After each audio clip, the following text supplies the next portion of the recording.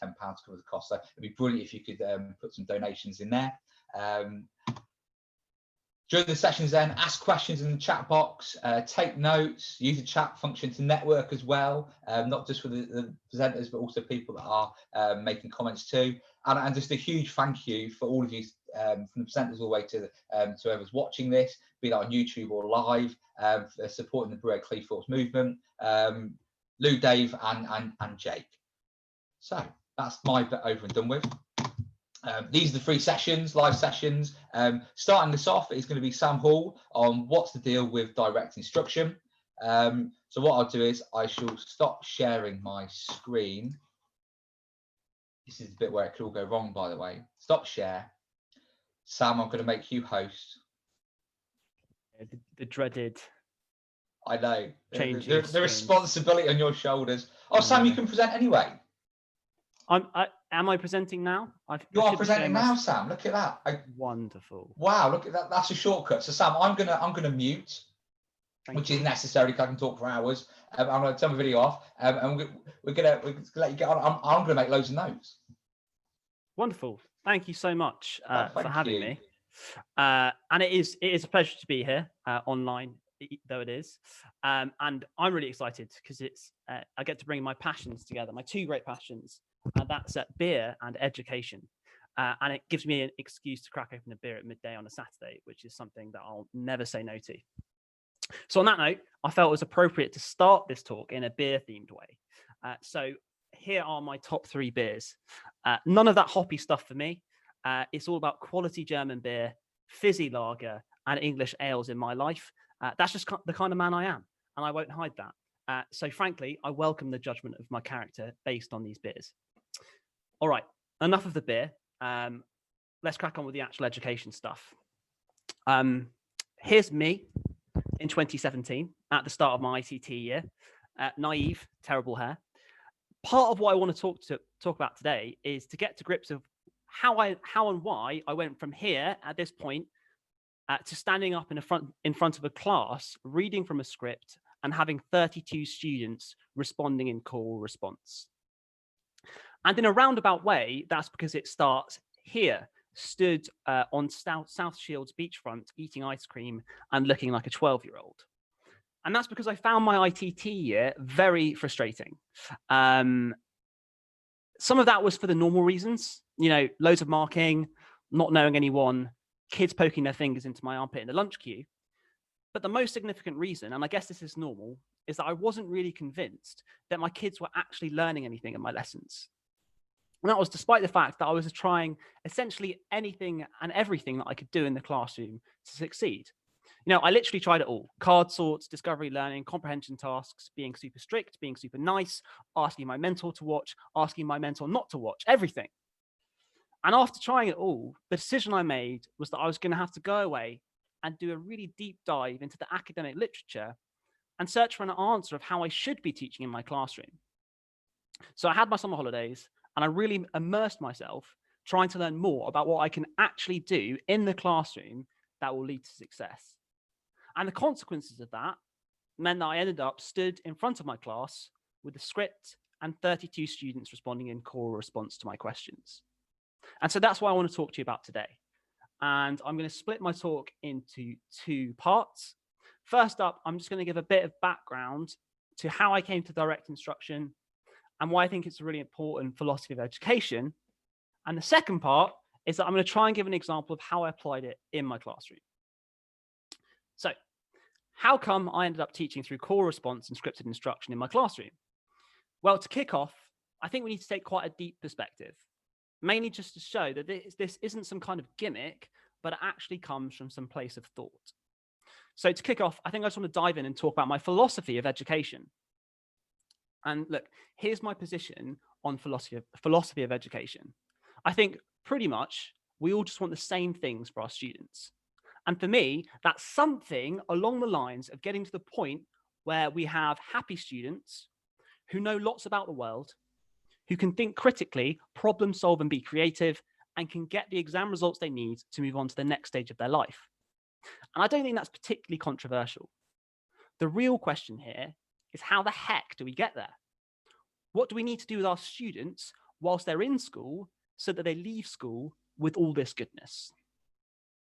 So my philosophy of education starts here with this classic paper by Kirshner, Sweller and Clark. And the key insight that we can take away from this paper is that long-term memory is the key to human learning. Or in their words, that long-term memory is the central dominant structure of human cognitive architecture.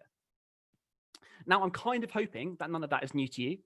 And if I could briefly explain it, I'd say it's pretty much all cognitive activities that we're involved in every day rely on the facts, knowledge, and routines already stored in our memories. From driving the car, to unloading the dishwasher, to logging onto our computer, all of this is governed by long-term memory. And the more knowledge, more facts, and more routines students have in their long-term memories, the better.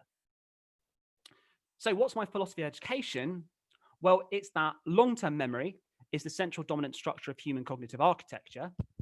And from an academic perspective, everything we do in the classroom should be about supporting students to gain lots of knowledge in their long-term memory. So how do we do that? Well, I have a very, and I will emphasize, very simplistic model for how learning happens for students. First, we want to teach so that a student will walk into your classroom, sit down for a lesson, say about rainforests, and then walk out knowing that rainforests are located between the tropics of Cancer and Capricorn, and that one example of a rainforest is the Amazon, or what we'd call the getting it part of learning.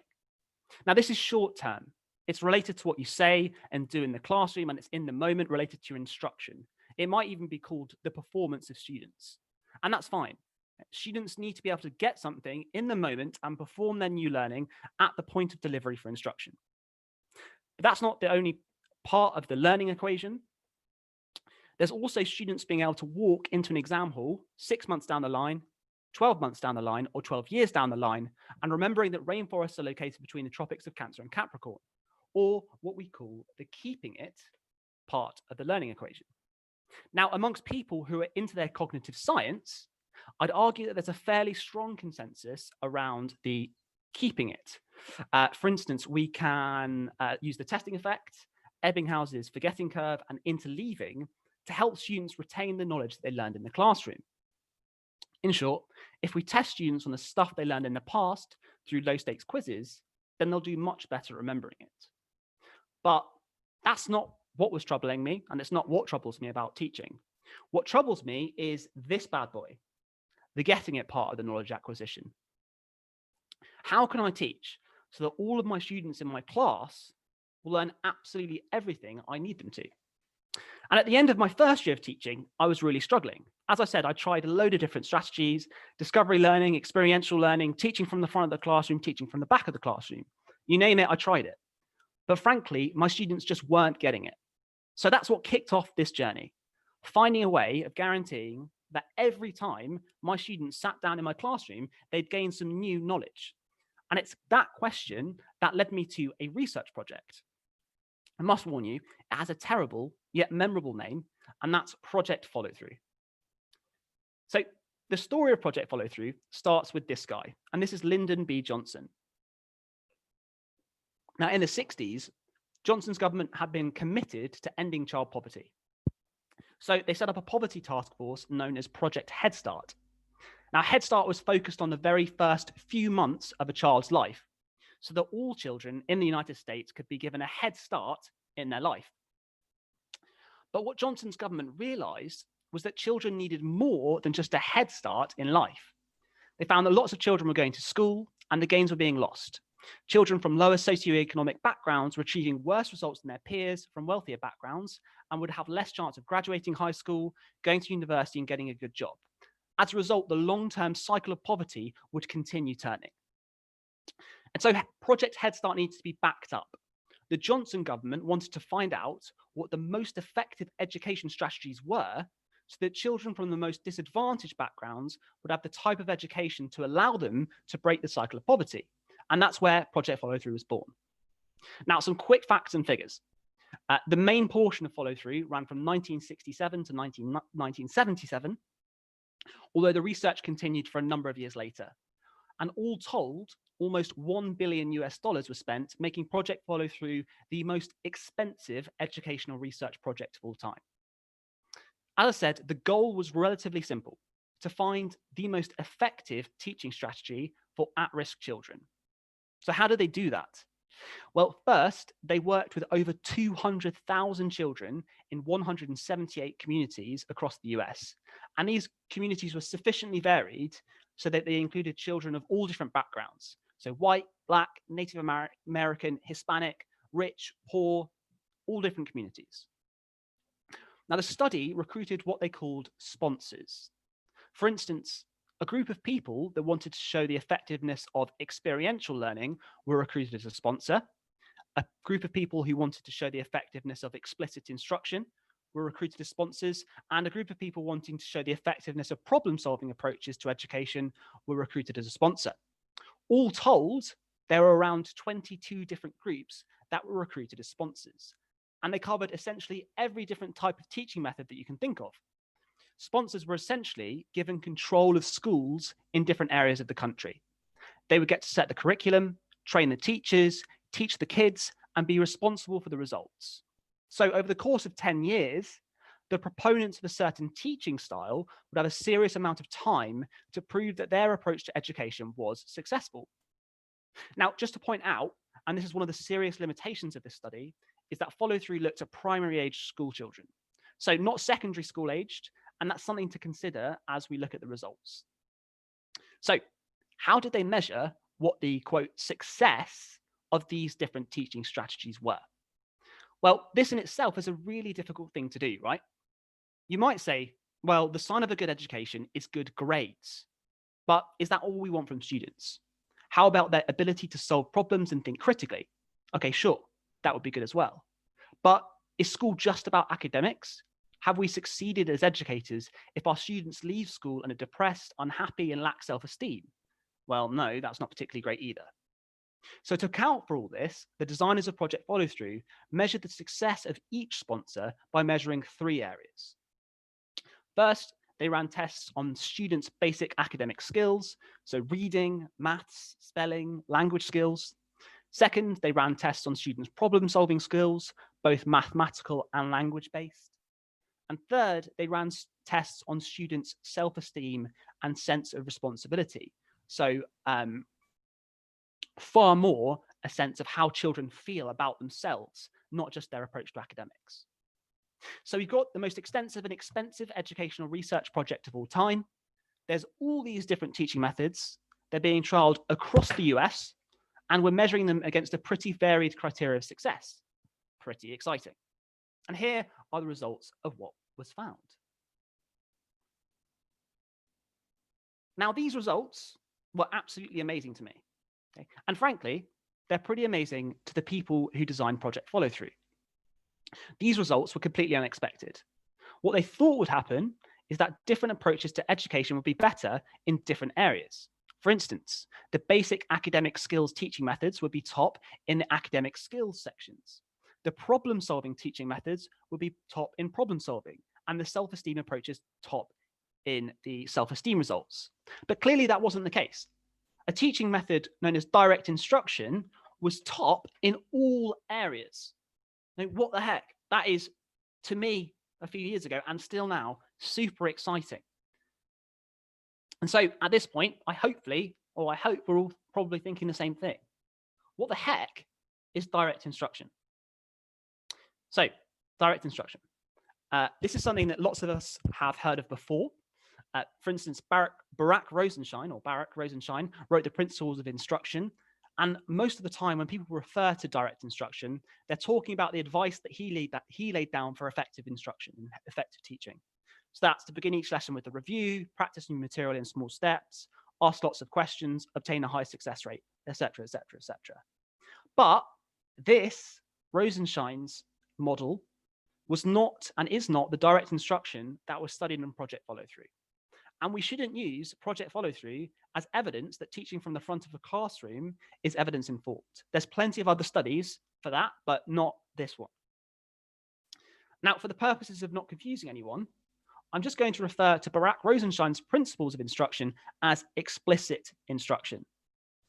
And that's because the direct instruction that was studied in Project Follow Through is intimately linked with this guy, Siegfried Engelmann, who you'll also hear people just refer to as Zig.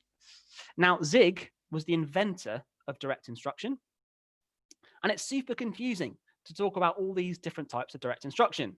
So to make it easier, Zig differentiated his by going with a capital D and a capital I. As a result, today when we talk about Engelmann's direct instruction, we just take the uppercase D and the uppercase I and call it and call it DI. So explicit instruction, Rosenshine, DI, Engelmann's model. And it was Engelmann's DI that was found to be the super successful teaching method in Project Follow Through. So let's just get back into my head from a few years ago. I stumbled across Project Follow Through, a research project that I'd never heard of before, the most extensive and expensive research project ever carried out in education. And the results of Follow Through told me that it was Engelmann's DI that was the most effective teaching methodology. But I'd never really heard of DI before, and I didn't really understand how it was different to any other teaching methods. And here's really where we went into one of the first problems with direct instruction. And that's it's really hard to find out a lot about DI in a short space of time. But with enough research, I was able to uncover some really interesting stuff. Engelmann's DI is a scripted program of lessons. Teachers stand up at the front of the class and read their scripts to students. Students will answer lots of questions in call and response fashion. They'll answer so many questions, in fact, that in a hot period, quote unquote, hot period of a lesson, students might be responding to a question once every 4 seconds. Okay, let's pause there. Scripted instruction, choral response. Now, this was the very antithesis of a lot of methods that I've been taught about in my teacher training. And it was pretty off the wall compared to anything that I'd heard about before. And as a result, I was absolutely instantly hooked. And I think even now, what I really love about DI is that it's not afraid to be different. And look, ultimately, it's open to a lot of criticism, but we can look at the results of Project Follow Through, and it's not hard to be convinced that it must be an effective teaching method. And as I said, this is the point. Beyond just knowing it's a scripted program with call response, we run into a problem, which is it's hard to find out a lot about what direct instruction actually is. But that's hopefully where I can come in. Now, there are two main components to direct instruction, in my opinion.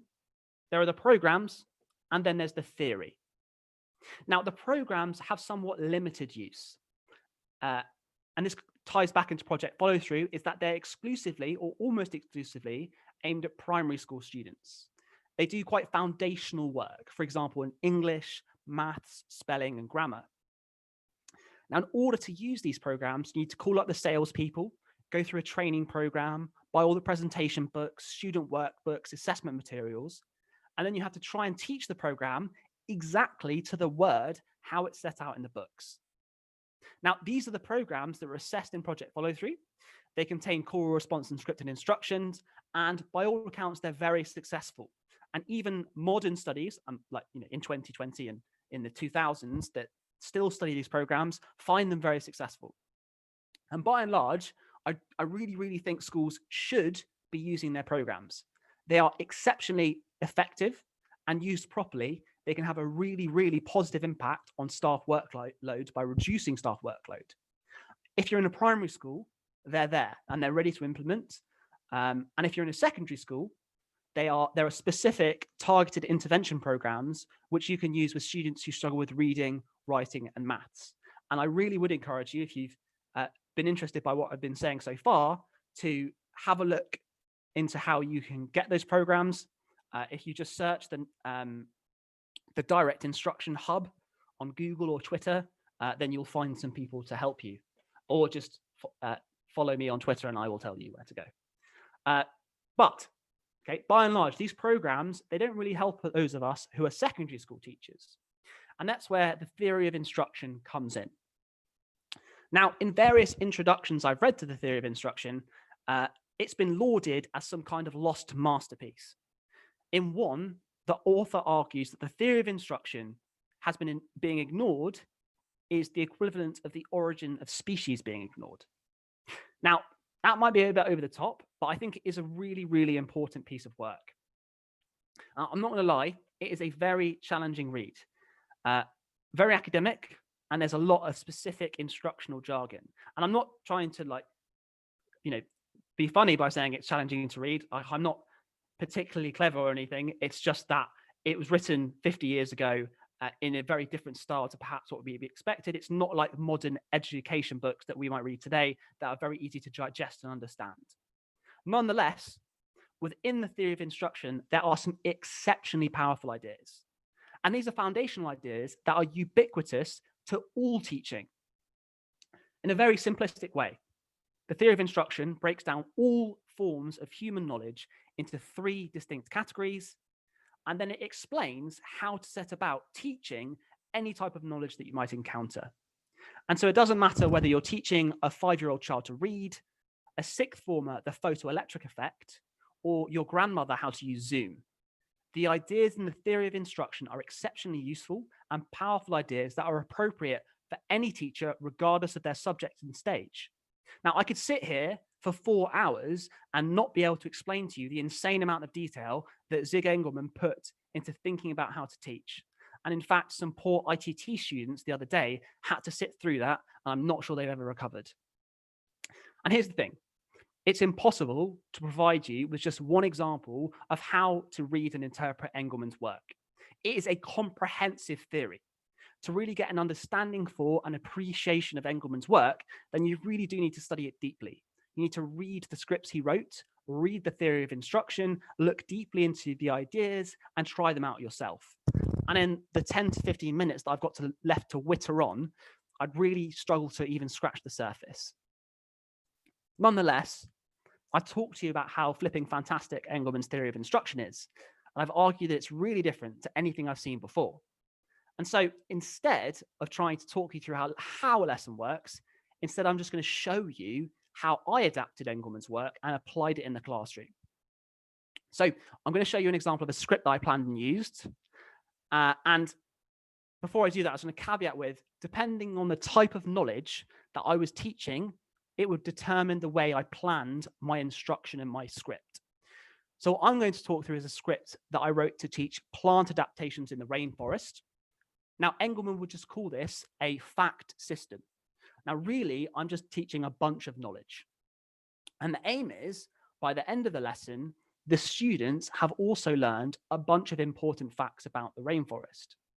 Now, I wouldn't teach how to solve grid references, how to write an essay, or translate a block of French text in the same way. But I would teach the formation of a waterfall, the parts of a cell, or the history of Franco's Spain in the same way. So basically, it's a bunch of facts students need to know about plants in the rainforest, and using Engelman's lesson from Engelman's theory of instruction, here is how I would teach it in the classroom. So first, let's just cover the general structure of the lesson. Students come in, I'll set them down, and the first thing they do is a 10-question review quiz. That'll be on the whiteboard, prior knowledge, embedded routine, bam, bam, bam. They're very happy. After I've done that, that's when we'll sit down and they'll sit down, I'll stand up, and they'll do a scripted instructional sequence, which is where the script comes in. After that, there's a test of learning, and finally, an application of learning, right? That is pretty much my 4-part lesson plan. That's how it works. So how does it actually work in the classroom? Well, step 1 is I'm teaching about these plant adaptations in the rainforest. I know already what I want my students to learn, and I'm going to make a list of the 10 most important pieces of knowledge that I want them to learn. And so for this example, it would be flora are animals, fauna are plants, a liana is a climbing plant, and so on and so on and so on. Okay, just 10 pieces of knowledge. Now, this is my aim, right? That students walk away knowing all of this. And I could teach in a different way. You know, I could get them to a comprehension task. I could get them to discover it. I could get them to make up a dance to remember it. But that's not what I want to do.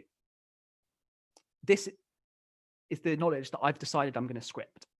So after I've made a list of those 10 pieces of important knowledge, the second step is that I'm going to write my script and break the knowledge down and present it in its simplest form. Okay, and I would read this script out to students. So as I present it to you, it's the same way that I would read it to students. I'll give you an example.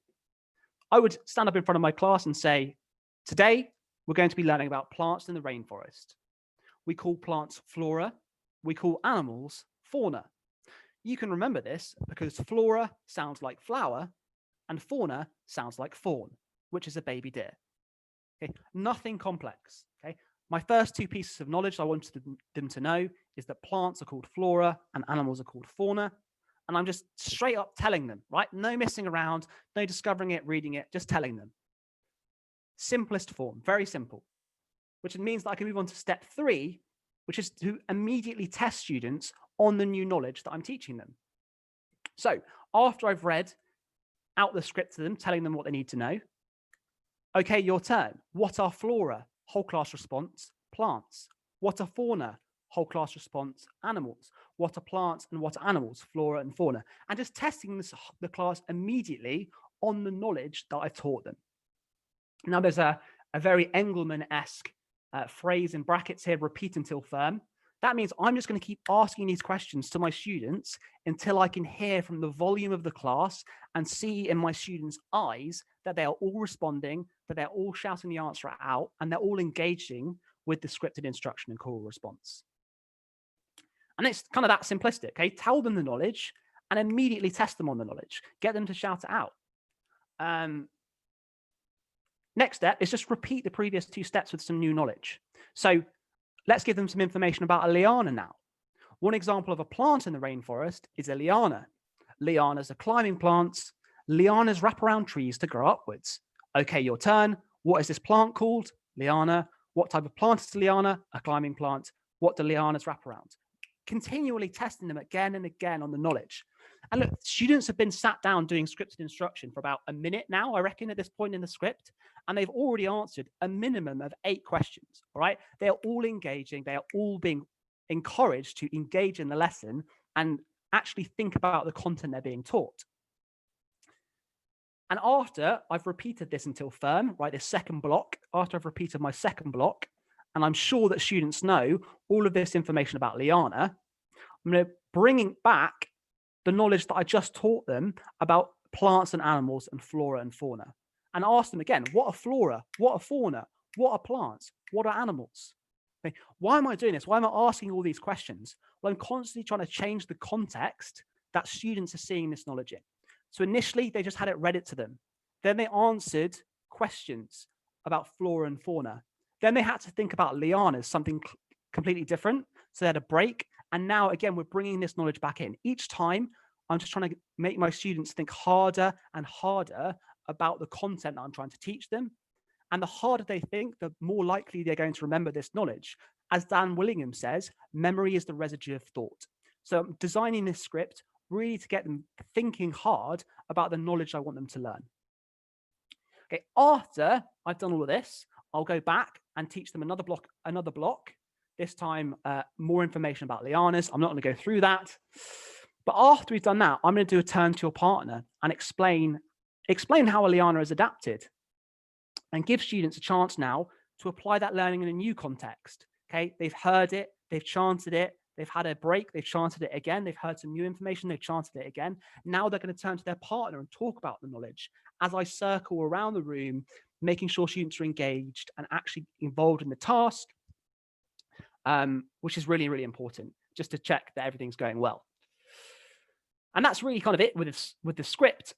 Do that a couple of times for the different kind of content that you're wanting to teach until you get to the very end of the script where I've taught them and they've been instructed in the new information.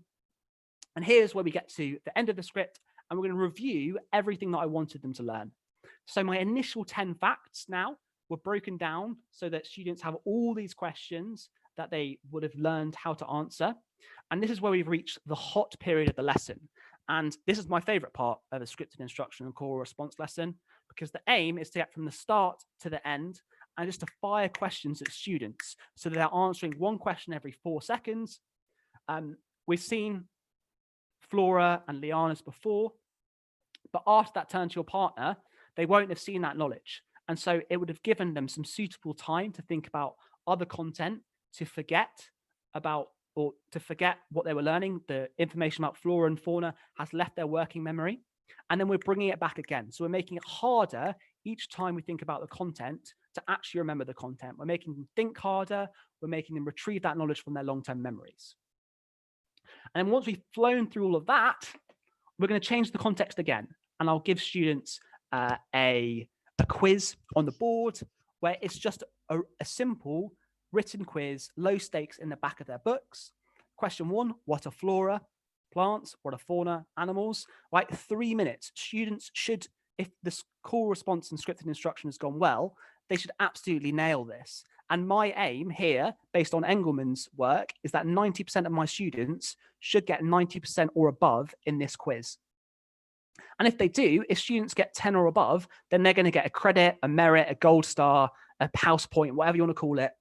And they know that, okay? My students in a class I'm doing scripted instruction and call response, they know that if they concentrate through this scripted instruction and call response, where I'm telling them the answers and they're shouting them back, they know if they then sit down in the quiz and get all of those answers right, they're going to get rewarded for their learning. So I'm changing the context again from hearing it to shouting it out, gaps, shouting it out again, to now they're writing it individually and they'll have that marked because I'll put the answers on the screen. And the final thing I'll do is do some independent practice. So the task I set students is to write how have plants adapted to grow in the rainforest. And so we've gone from them being read the information to finally they're going to be writing some paragraphs on how lianas and buttress roots and drip tips have adapted to grow in the rainforest. Okay, that was a whistle-stop tour. Whistle-stop tour, that's hard to say. It was a whistle-stop tour. But here's a brief overview of what I covered there. If you are interested in teaching fact systems or a bunch of knowledge through scripted instruction, make a list of the 10 most important pieces of knowledge that you think students should know after your lesson. Break the knowledge down and present it in its simplest form. Immediately test students on that new knowledge in the script and repeat that testing until firm. Intersperse that knowledge throughout the script by testing it again and bringing it back. Get the students to build the knowledge back up again, often with a turn to your partner or however you do it, pair work. And finally, review all that knowledge at the end of the script before moving on to independent practice. Cool. Well, I hope that makes sense. I have no real feedback there because I'm just speaking to a screen, but I hope you enjoyed it. Just to wrap up, hope that tickled your interest for what direct instruction could mean for you in your classroom. If you're interested in the programs, then as I say, search for the Direct Instruction Hub on Twitter, and they'll direct you to some resources. If you're interested in the theory of instruction, then do visit my blog, which you can find on my Twitter page, like, follow, share, or look at the work of Chris Bolton or Naveen Rizvi. Otherwise, I do welcome any questions, even now if we have time. I'm sure I'll be told if we have time, or later in the Q&A. And here are some people to follow on Twitter in the meantime. Thank you very much. Hope you enjoyed it. Sam, thank you so much for that. I've just put in the question box. If any of the attendees want to ask a question, we've got about 7 more minutes of Sam's time just to quiz him on big DI, not small DI, but big DI. Sam, I've got one because everyone's just praising you in the chat box, which is great. They're absolutely loving it. I'm just wondering, how's it? So Rosenshine talks about this magic 80% success, doesn't he? 80%, did you say? Yeah, 80%. You quoted 90% there for Engelman. Are they comparable figures? Is it that sort of what it looks like, or is just the 90% just sort of what Engelman talks about? Yeah, so I think the reason that Engelman chooses 90%, and this is one of the distinctions between Engelman's and Rosenshine's approaches, is that Engelman's programs are field tested. So unfortunately he passed away 2 years ago, but when he was writing programs, he would do the design of the programs, which, could be a year's worth of lessons. And then he would go into a classroom with children and test it. And if 90% of students learned 90% of the content, then that was his figure for, okay, this is well designed, students will learn, and I can publish this program in confidence that teachers can use it with some training, and the students will definitely learn. I don't know where Rosenshine's figure comes from. One thing to point out is that Rosenshine and Engelmann didn't have the closest relationship. Rosenshine worked at the same university as Engelmann, and Engelmann accused him of trying to rip him off a little bit. And in his older age, Engelmann would write articles and publish them on a website. And one of them is very critical of Rosenshine, which is quite funny. Not funny because it's critical, just funny because of the way it's written. I can direct you to that as well. But yeah, it's an arbitrary figure, but Engelmann goes with his because he tests it explicitly before he publishes his program. And I think it's such a high barrier to go into your classroom and say 90% of students need to learn that. Yeah, I approached it like that in my classroom. Sam, thank you. That was really clear. Thank you. We have got a question. So from Sarah Dennis, just to ask, have you tried this with remote learning via Teams or Zoom? So what's, I suppose, the current experience of this approach virtually? Have you tried it? Does it work? Is it more effective, less effective? What do you think? Yeah, so I guess I should have said this at some point, but I'm no longer in actually day-to-day in the classroom. I now work for a remote learning company and have done for about 1.5 years. But we use all of Engelmann's ideas in how we plan our lessons.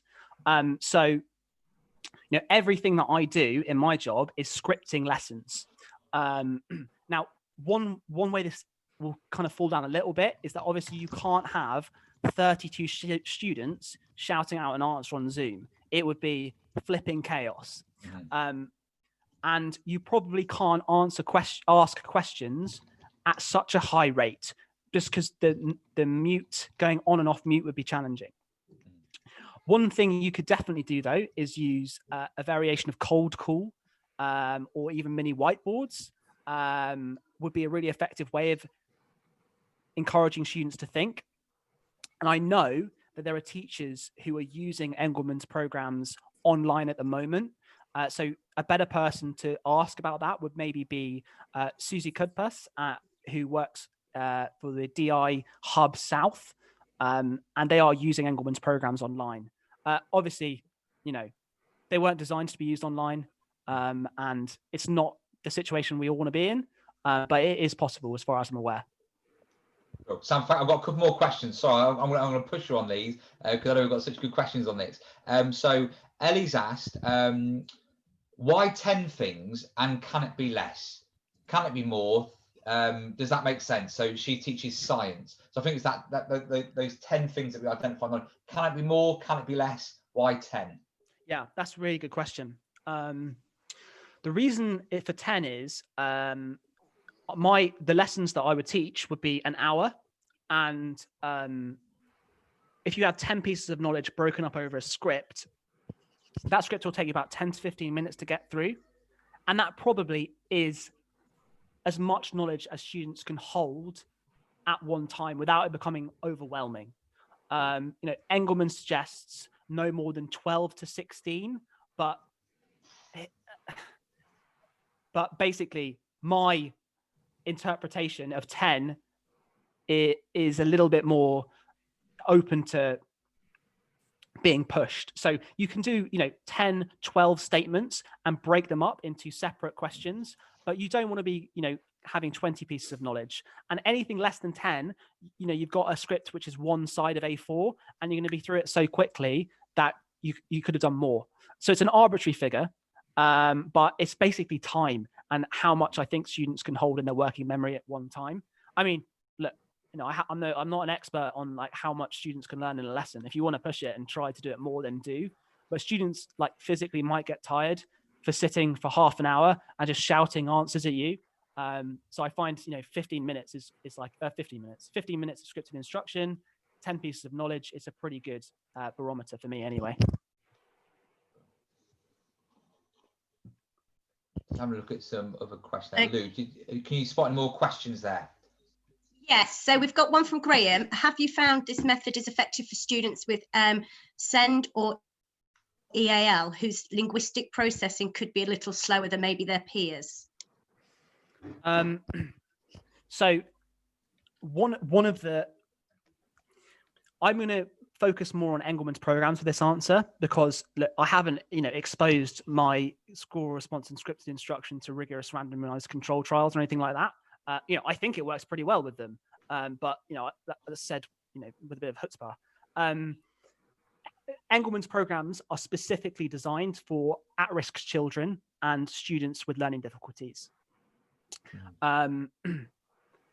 He breaks, one of the reasons for this is because he suggests that we shouldn't be lumping students together based on age. In a standard UK classroom at year 7, you could have a class with kids in there who have magnificent reading abilities and have really tough reading abilities. And we're all trying to teach them the same thing. And so naturally, the students who are EAL or might have learning difficulties, for whatever reason, they're going to struggle. So Engelman's approach is to base students and place them in his programs based on their skill level. So from a reading perspective, read out loud 30 words a minute, you're going to be in a much lower program like level A or B than a kid who can read 120 words a minute. And so really it's about how we, you might call it setting, Engelman calls it placement. It's how we place our students in a program of teaching. And it comes quite technical there in Engelman's work. So again, encourage you to go away, read some of it and kind of find out more answers that way. Thank you, Sam. Fantastic. Okay. I've got a question from Christina. We're at 22, so let's make it proper scripted and quick and efficient. Cool. Right. So, what was your students' reaction the first time you taught like this, and how quickly were they able to get on board? Yeah. I was very early career teacher when I did this. So most of the time, like every lesson was like, hey, we're trying something new today. And the kids were like, okay, Mr. Hall. And this time I was like, hey, we're trying something new today. I'm like, okay, fine, whatever. What I found was it was great for students who a little bit more challenging, because I'm essentially saying to them like, okay, guys, this is going to be weird. It's going to be different. Trust me. And it's going to be great. If you give me 100% of attention, 100% of the time, I guarantee that you will learn.